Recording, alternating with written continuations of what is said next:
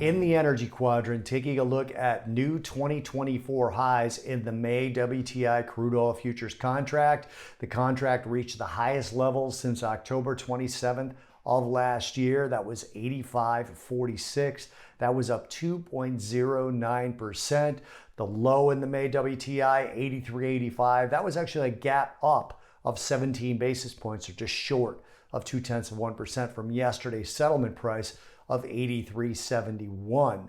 Crude oil has now broken out of an upward sloping channel, broken out of the top end of it, that it's been in since about December 4th of last year, and prices now moved higher in 4 of the last 5 sessions. Since the low close on December 12th, WTI crude oil futures are now up 24.17%.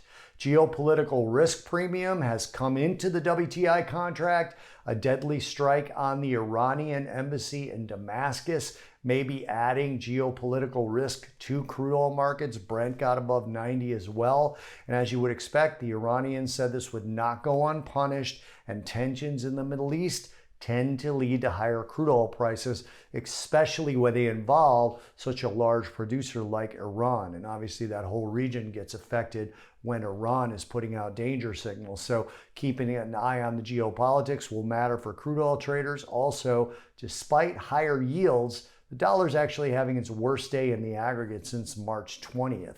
All of this drove crude oil to the highest closing price today, 85.21, which is up about 1.5% since October 23rd of last year. And again, even though yields are moving higher, the dollar went lower. So you can see which of the inverse relationships. Crude oil has an inverse relationship to both U.S. yields and the U.S. dollar. You can see it's the dollar that's really holding sway.